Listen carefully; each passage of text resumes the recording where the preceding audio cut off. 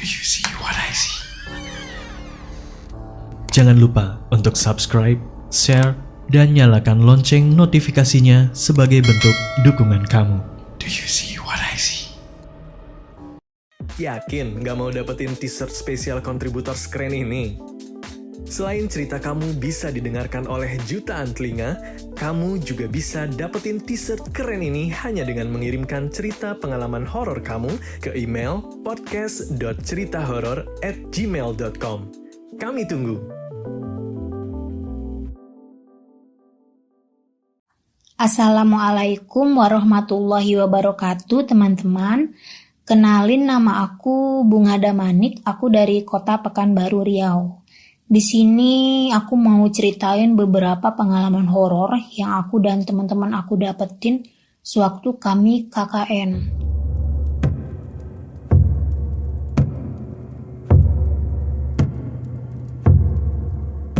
Jadi kami kuliahnya di Kota Pekanbaru ya. Tapi kebetulan memang kampus kami ini setiap ngadain KKN untuk di jurusan kebidanan jauh-jauh banget. Kebetulan di angkatan aku dapetnya di Yogyakarta.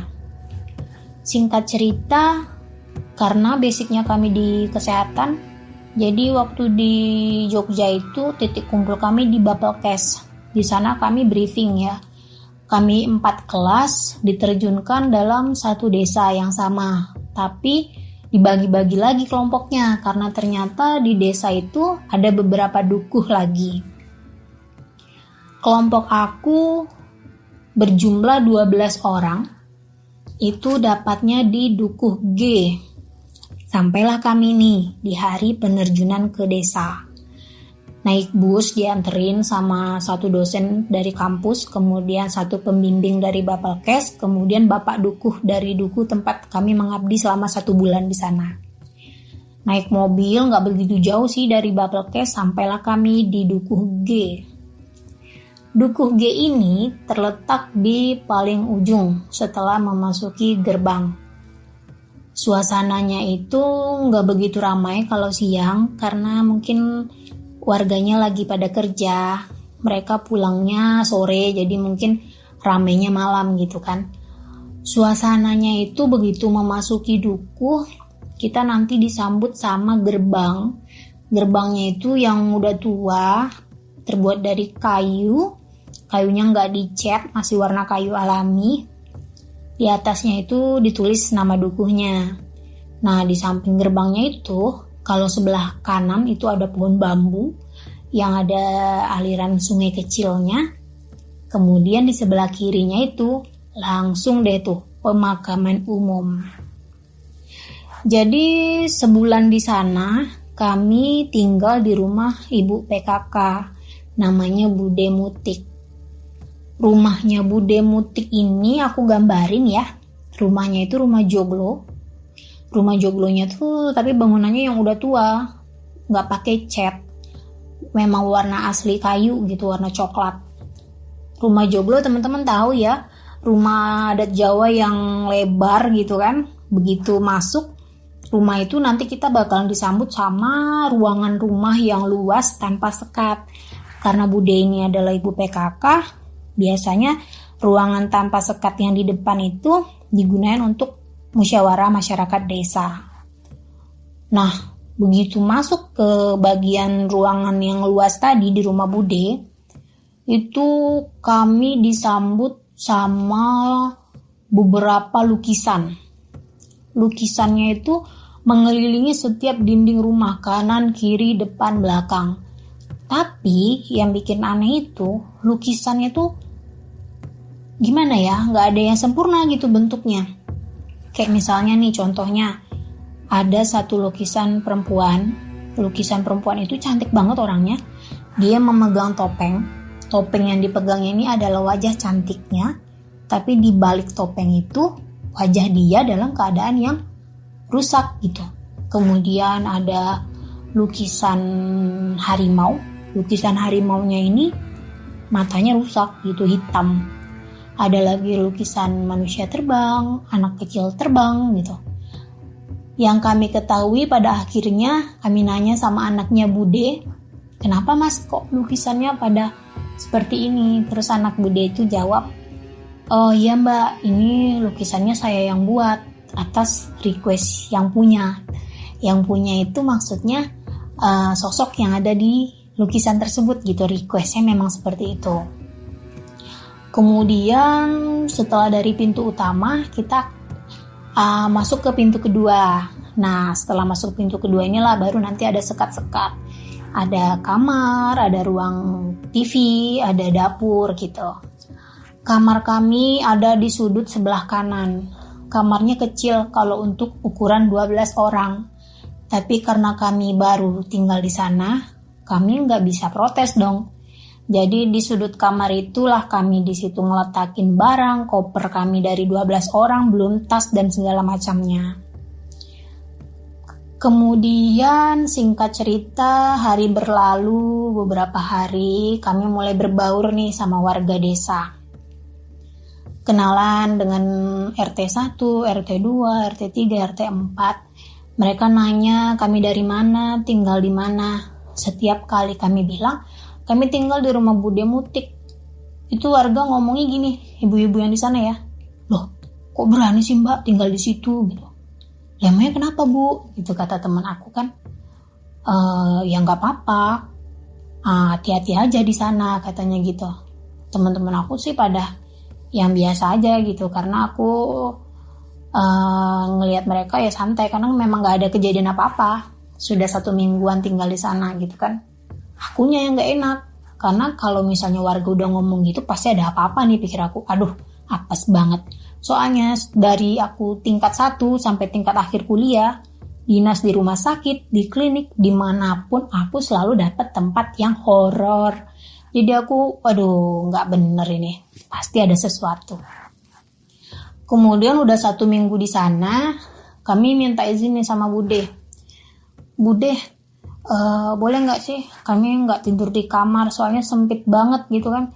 Satu kamar ada 2 kasur ditempatin oleh 12 orang. Itu kan bisa kebayang ya sama teman-teman gimana sempitnya kami tidur. Kami harus rebutan udara untuk bernafas dari ruangan yang kecil itu. Akhirnya setelah kami minta izin, Bude pun ngizinin kami untuk tidur di depan dengan catatan gak boleh kotor dan berantakan. Oke lah Bude, siap, kami bilang. Senang dong kami, akhirnya diizinin.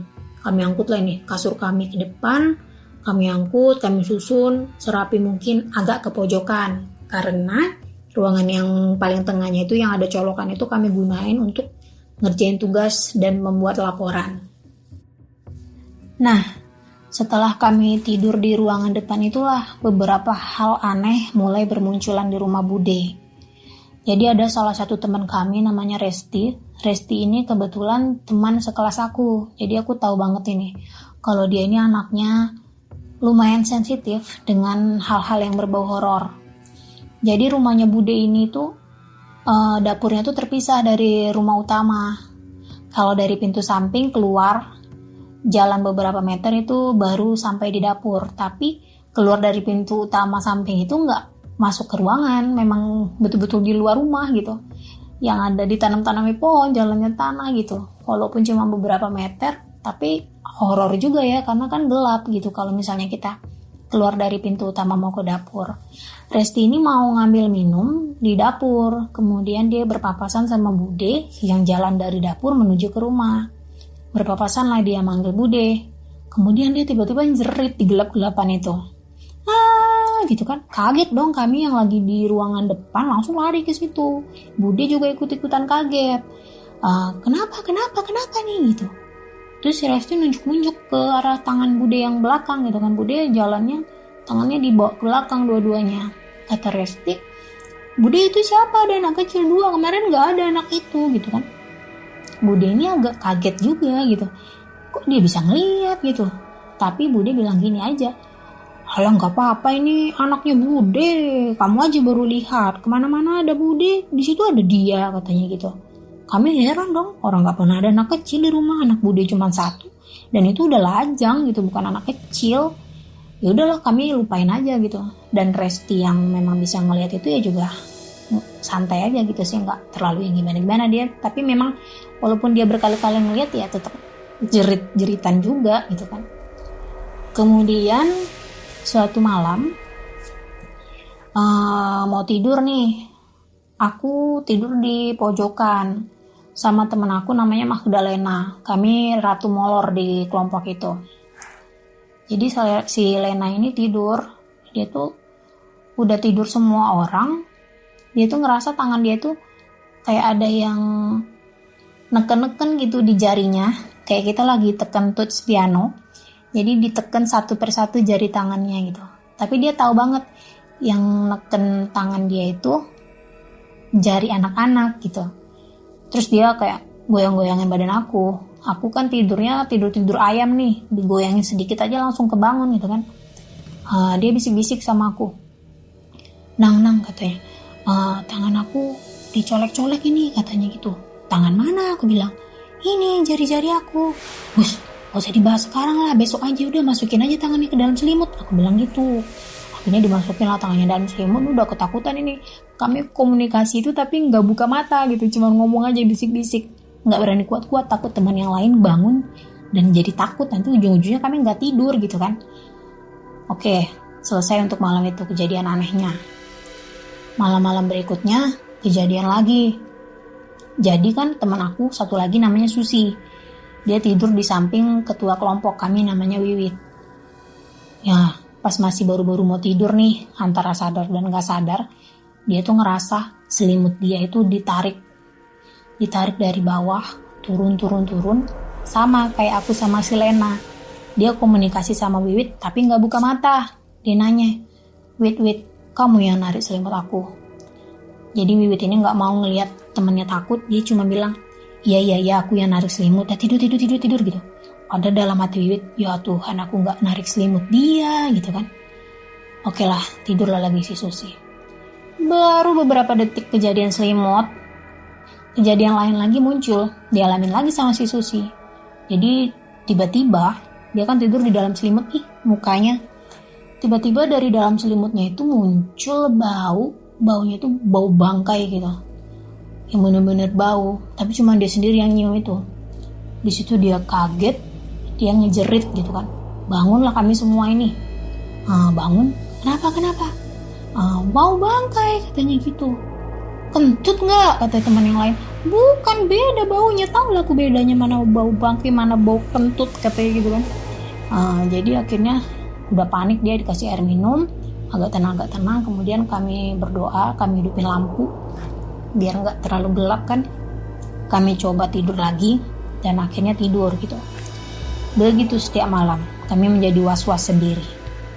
Kejadian aneh lagi muncul pada saat malam-malam, waktu itu malam Jumat.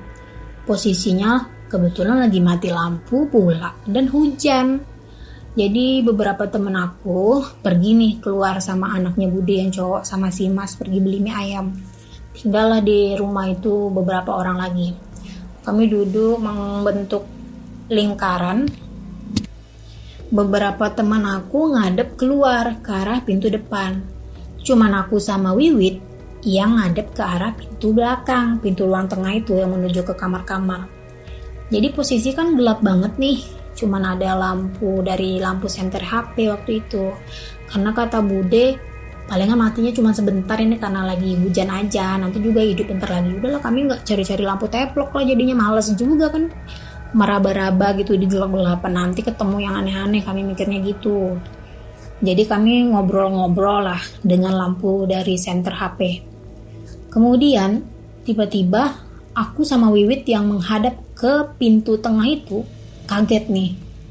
Di tengah gelap, kanan, kiri, depan, belakang, muncullah satu cahaya. Cahayanya itu terang banget, warna putih. Tapi cahayanya itu nggak berpijar seperti pantulan lampu biasa gitu. Cahayanya itu nggak tahu datang dari mana, membentuk satu bentuknya itu seperti tiang ya. Seperti tiang-tiang rumah yang besar-besar itu, dan segede tiang juga. Kalau diibaratkan seperti sosok hantu permen ya. Aku nggak berani nyebutnya karena aku lagi posisi sendiri sekarang di rumah. Teman-teman tahu lah ya kalau hantu permen yang lompat-lompat.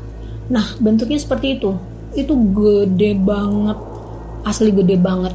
Kakinya tuh nggak nyampe ke bawah, tapi bagian atasnya itu mencapai ke langit-langit rumah gitu kan. Dia tuh posisinya ada persis di samping pintu tengah gitu. Aku sama Wiwit udah terdiam gitu kan. Posisi kami duduk itu agak rapat. Si Wiwit bergumam, kecil tapi aku dengar. Dia bilang gini, Bung, nampak nggak gitu. Aku juga gumam dong, nggak mau yang lainnya takut kan. Nampak wit gitu aku ngomongnya.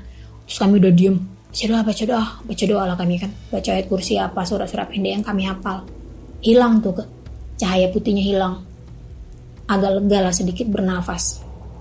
Tapi ternyata kami ketipu. Dia bukan benar-benar hilang teman. Dia pindah ke bagian pojok ruangan. Astagfirullahalazim, kata kami kan. Bandel banget ini, gak takut banget sama doa-doa. Jadi kami baca doa lagi. Baca doa. Ini udah tegang banget ini. Akhirnya baca doa. Bukan hantunya yang hilang, tapi lampunya yang hidup.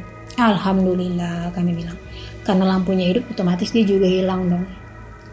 Itu kami udah pucat banget mukanya sama Wiwit berdua. Tapi kami gak ngasih tahu ke teman-teman malam itu karena takut nanti pada gak tidur lagi. Sementara besok kami ada kegiatan, kami mikirnya gitu. Kemudian seperti itu, hari berganti hari kami mulai sholat berjamaah di situ, ngaji. Biasanya ya sholat masing-masing, ngaji masing-masing. Kalau setelah kejadian-kejadian itu kami sholatnya berjamaah bareng-bareng sama Bude juga. Kami ceritain sama Bude, kami nampain ini. Bude cuma bilang, gak apa-apa, namanya rumah ada penunggunya. Kayak rumah kalian juga kan ada itu orang makhluk-makhluk seperti itu. Baca doa aja, kata Bude. Kita kan gak ganggu dia, katanya gitu. Tapi masalahnya dia ganggu kita, Bude. Kami bilang gitu kan. Udah baca doa aja, kata Bude gitu. Oke, baiklah Bude. Kemudian ada beberapa keanehan yang kami temui di sekitaran duku ya, di luar rumah Bude. Jadi kami di sana itu hampir 1 bulan, dan dalam rentang waktu itu kami sudah mendengar lebih kurang 7 berita kematian yang diumumkan pagi-pagi di masjid setempat. Dan untuk keseluruhan yang meninggal itu adalah anak-anak. Kami nggak tahu ya apakah ada sakit tertentu atau bagaimana gitu kan. Tapi ya menurut kami itu sesuatu hal yang aneh dan serem ya, karena semuanya anak-anak gitu loh. Kemudian singkat cerita kami mau mengadakan musyawarah masyarakat desa. Kami izinin sama Pak Dukuh kan, Pak kami mau ngadain MMD nih yang melibatkan seluruh warga desa. Kapan ya waktu yang tepat kami untuk ngundang gitu kan. Terus Pak Dukuh bilang, kalau mau ngundang warga nanti melalui RT-nya aja gitu, nggak usah semua ketok pintu melalui Pak RT, tapi nggak bisa pagi dan sore. Ke rumah Pak RT-nya itu harus malam hari, karena kan pagi sampai sore mereka bekerja dan ada di rumahnya itu waktu senggangnya itu malam ba'da isya. Kami ya mau nggak mau harus ngikutin saran Pak Dukuh ya, karena memang mereka kerja gitu ya, mau gimana lagi. Walaupun kami bakalan serem mengundang orang malam-malam gitu kan, karena dukuh yang kami tempati ini cukup luas ya, jarak masing-masing RT-nya itu jauh gitu. Kemudian singkat cerita, malam itu kami bagilah menjadi 4 kelompok ya regu ini. Karena di dukuh itu ada 4 RT, jadi satu kelompok kami ada 3 orang. Aku sama teman aku, Wiwit dan Magdalena dapat di kelompok 2. Untuk RT 2 ini, kalau dari gerbang dukuh itu ada di sebelah kiri posisinya, atau di seberang rumah Bude. Suasana malam di dukuh ini nggak terlalu ramai juga, hampir nggak ada bedanya sih sama suasana siang. Yang bikin creepy itu kalau kita kan lampu teras itu warna putih ya, jadi walaupun malam hari tetap agak terang juga gitu. Nah di sana tuh enggak, di seluruh rumah menggunakan lampu terasnya itu lampu tidur yang kuning. Jadi bisa teman-teman bayangin ya, walaupun nyala semua lampu teras tetap aja suasananya itu remang-remang. Ditambah lagi jarak rumah satu dengan rumah yang lainnya itu dipisahkan sama kebun, pohon-pohon tebu, pohon-pohon nangka dan lain-lain sebagainya gitu kan. makin creepy dong. Kemudian singkat ceritanya lagi, kami mulai nih meninggalkan rumah Bude. Izin sama Bude kami mau ke rumah Pak RT, kami izin dulu ya Bude. Terus Budenya bilang, iya hati-hati, jangan lupa berdoa, kata Bude gitu. Dan Bude ngingatin jangan berisik, kalau jalan aja, jangan ketawa-ketawa, nyanyi-nyanyi dan sebagainya, kata Bude. Oke siap Bude, kami bilang gitu. Jalanlah kami pencar ke RT masing-masing. Aku, Wiwit sama Lena nggak begitu jauh RT-nya, kebetulan RT 2 ada di seberang rumah Bude. Jadi sebelum kami terjun malam itu, paginya kami udah survei nih, nanti jalannya lewat sini gitu kan, biar nggak nyasar, karena malam-malam kan gelap, kami cuma bawa lampu senter aja gitu. Nah aku sama Lena sama Wiwit ini jalannya mau ke RT itu nggak terlalu besar sih, kalau yang lainnya kan gede tuh jalannya, bisa dilalui mobil. Mau ke RT 2 ini kami ngelewatin jalan setapak gitu kan, di samping-samping rumah warga dan kebun-kebun. Pas mau berangkat itu semuanya aman, terkendali. Kami sampai di rumah Pak RT, dan di sana itu masya Allah ya, warganya itu baik banget, ramah banget gitu. Kami nyampe di rumah Pak RT, kami disuguhi berbagai macam makanan, minuman, dan harus wajib dimakan, karena kalau nggak dimakan nanti jadinya nggak sopan sama tuan rumahnya. Kemudian setelah kami cerita panjang lebar, Pak RT kami mau ngadain ini. Oke, ditentukanlah tanggalnya, hariannya. Terus kata Pak RT, oke siap, nanti saya kumpulkan warga untuk datang ke sana, kata Pak RT. Akhirnya kami pamit pulang. Ternyata kepulangan kami itu tidak selancar perjalanan kami pergi ya. Karena apa? Kami jalan itu kayaknya jalan seperti biasa aja sih, ngobrol-ngobrol. Aduh, alhamdulillah kita udah mau pulang nih. Kalau nggak salah waktu itu sekitar jam 10 malam. Jalan kami bertiga, terus tiba-tiba temen aku yang Wiwit ini menyadari sesuatu. Dia nyadarnya gini, weh, kita di mana ini, katanya kan. Di mana apanya, kita kan mau pulang, kami bilang gitu. Tengok dulu, tadi itu nggak ada pohon itu, katanya gitu kan. Tadi pagarnya nggak ada ini, kok sekarang bisa ada ini gitu kan. Kami ngeh dong, wih, iya ya, perasaan kami jalan di jalan dan arah yang sama seperti kami pergi gitu. Kok ini bisa beda gitu kan? Tadi pohon ini nggak ada, sekarang ada. Ini pagar ini nggak ada, sekarang ada gitu. Kami diam lah di situ bengong. Duh, kemana ini arahnya gitu kan? Warga udah tutup pintu kan, udah jam 10 malam kan. Akhirnya kami ketemu sama kakak-kakak, jarak sekitar 10 meteran lah gitu dari kami gitu kan. Dia berdiri di dekat pagar, tapi membelakangi kami gitu. Kakak itu berdiri membelakangi kami. Tanya sama kakak itu ya gitu kan, weh tunggu dulu, katanya gitu. Kita di mana ini gitu kan, aneh tempatnya. Kayaknya aku menyadari sesuatu yang salah ini, kata Wiwit gitu. Akhirnya aku yang tukang bawa senter, udahlah aku senterin dulu lah nih pagar apa ini. Kakak itu ngapain di situ malam-malam sendiri gitu kan. Aku senter lah nih, nyalain senter, selap, nyorot ke kakak itu. Disitulah kami sadar kalau ternyata kakak itu berdiri di gerbang kuburan. Di situ kami langsung panik. Gimana nggak panik? Soalnya mau ke RT 2 dan ke kuburan itu arahnya beda. Sama-sama di sebelah kiri sih, tapi mau ke RT 2 itu jalannya tuh ke kanan dan kuburan itu ke kiri. Bagaimana ceritanya kami bisa nyampe ke kiri, cobalah. Di situ kami udah diem kan, kaku, nggak bisa ngapa-ngapain, udah gemeter gitu kan. Gemeter, ngumpulin tenaga, ngumpulin keberanian. Akhirnya kayak mana ini gitu. Gak ada cara lain. 1, 2, 3, kabur, lari sekencang-kencangnya, baca doa sampai lari. Udah mau nangis ini, udah gelap-gelap kan, jalannya kecil ya kan. Tapi alhamdulillah rabbil alaminnya kami sampai di rumah Bude dengan selamat gitu, nggak ada diganggu lagi, nggak disesatkan lagi jalannya gitu kan. Nggak ngerti juga kenapa perasaan kami sepanjang jalan ngobrol aja gitu kan, nggak kosong pikirannya. Entah karena terlalu banyak ngobrol, akhirnya kami nyampe di gerbang kuburan, kami nggak tahu juga.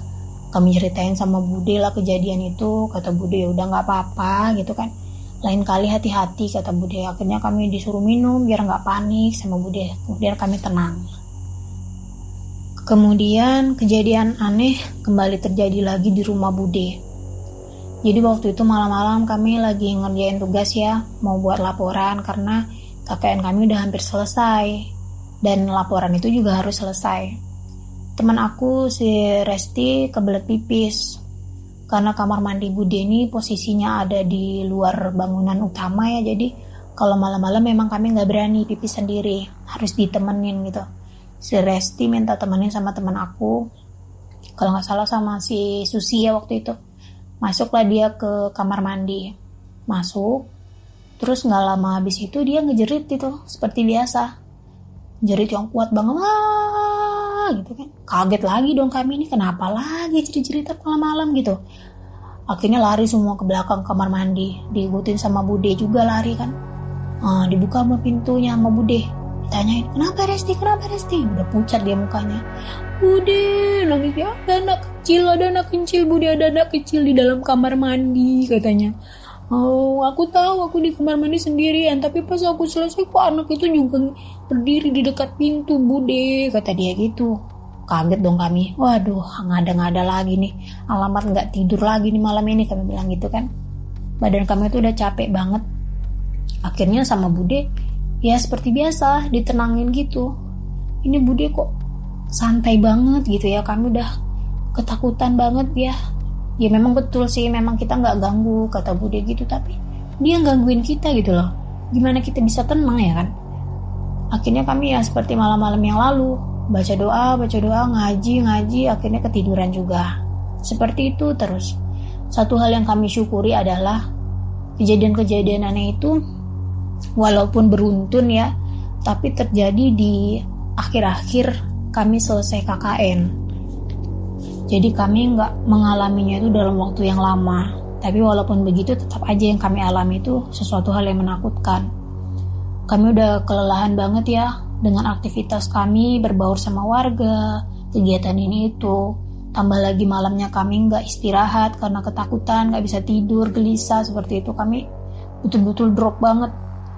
Cerita kejadian kami ini menyebarlah di teman-teman yang lain, menyebar di telinga dosen juga. Jadi rencananya kami itu mau dipulangkan lebih cepat. Teman-teman yang lain hari Minggu, di dukuh lain kami hari Sabtu.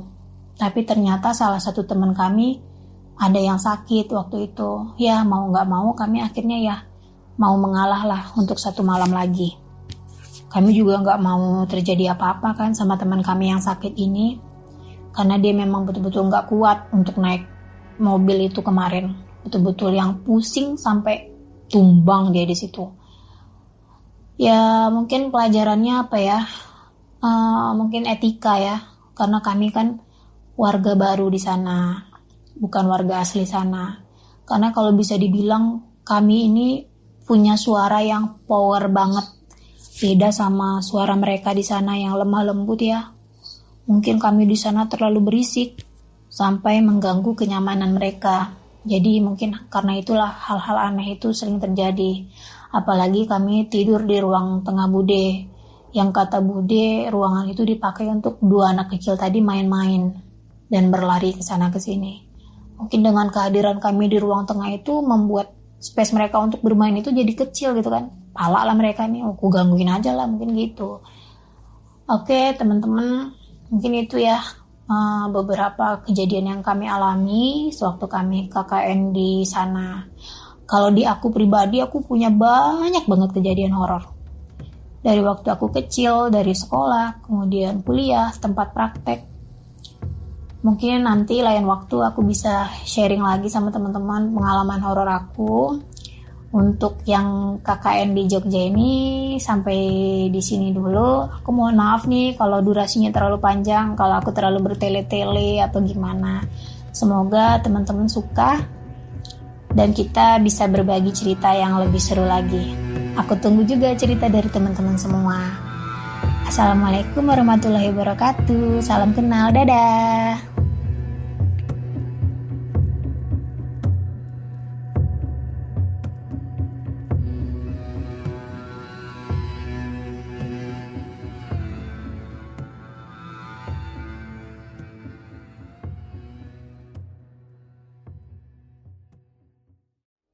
Kamu juga punya pengalaman horor?